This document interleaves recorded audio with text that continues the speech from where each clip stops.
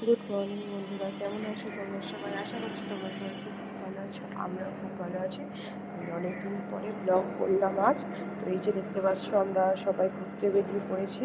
তো এই যে আমরা ঘুরতে চলে এসেছি মায়াপুরে।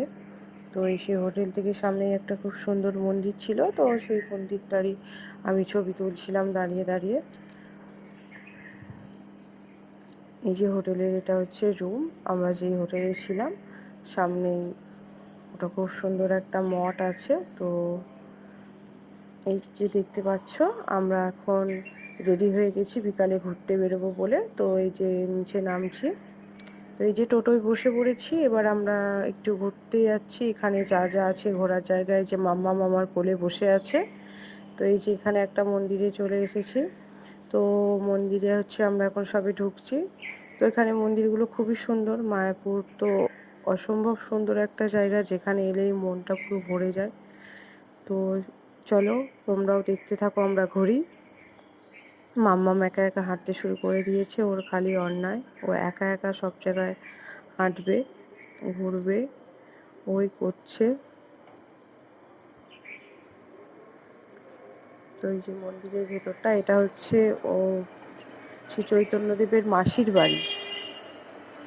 তো এখানে ঘাটে নামছি, তো ঘাটে কি বড় বড় মাছ রয়েছে, ভীষণ বড় বড় মাছ রয়েছে। একটা শাল মাছ রয়েছে ভীষণ বড়, তারপরে কাতলা মাছ প্রচুর বড় বড় রয়েছে। মানে মাছগুলো দেখলেই মন ভরে যাবে।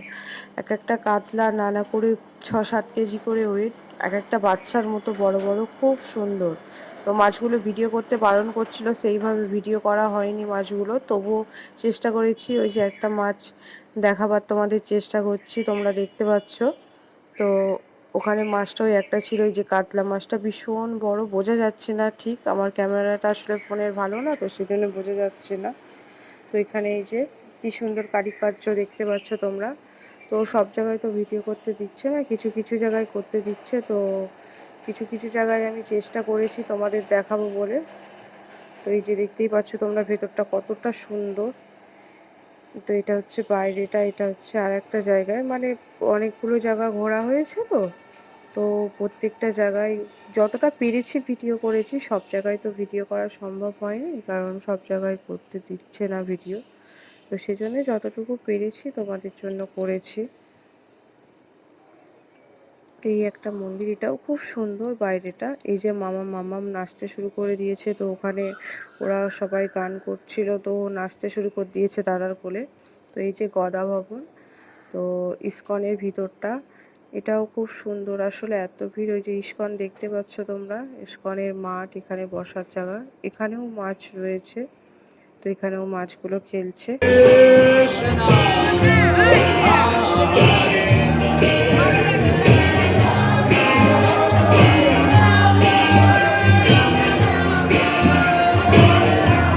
Hare Krishna, Hare Krishna, Krishna Krishna, Hare Hare. তো এই যে বন্ধুরা দেখতে পাচ্ছ, এই যে দুটো হাতি যাচ্ছে। তো হাতিটার পেছনে অনেকটা ছুটেছিলাম, খুব মোটা মোটা হাতিগুলো। সামনে থেকে ছবি তুলবো, ভিডিও করবো বলে, কারণ এটা মাঝখানটায় অনেকটা ঘুরে ঘুরে গিয়েছিলাম, কিন্তু পারিনি, অনেক ছুটেছিলাম। তো ওদের ঘর আছে না, ওরা আমি যেতে যেতে মানে ছুটে পৌঁছাতে পৌঁছাতে, তো হাতিগুলো ততক্ষণে ওদের ঘরে ঢুকে গেছে। তো পুলিশ কাকুটাকে বললাম যে একটু ঢুকতে দিন, ছবিটা একটু তুলবো হাতির। তো বললো না, আজকে আর নয়, ওদের টাইম শেষ হয়ে গেছে, আর ঢুকতে দেওয়া যাবে না, 8টা বেজে গেছে, তো তোমাদের আবার হচ্ছে কালকে করবে। এই যে ইস্কনের মন্দির দেখতে পাচ্ছ তোমরা, এটা হচ্ছে ইস্কনের ভেতরটা। তো এই যে এটা হচ্ছে গদা ভবন মনে হচ্ছে, আমি ঠিক দেখলাম না, মানে ইস্কনের ভেতরটা খুব সুন্দর, মানে মন্দির মন্দির ওই যে ইস্কনটা দেখা যাচ্ছে।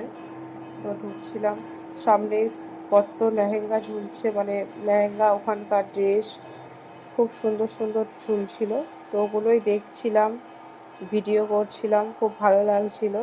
তো ইস্কনটা মানে খুবই সুন্দর জায়গা, একবার না এলে কেউ বুঝতে পারবে না তোমরা, মানে যারা যারা এসেছো তারা তো জানোই, যারা আসোনি খুবই সুন্দর জায়গা। তো এটা এখনো কমপ্লিট হয়নি, 10 বছর হয়ে গেল অলরেডি হচ্ছে, এখনো এর অনেক কাজ বাকি আছে, তো এখনো হচ্ছে। তো আমি ভেতরে ঘুরছি, তো প্লিজ বন্ধুরা, ভিডিওটা ভালো লাগলে একটা লাইক সাবস্ক্রাইব করে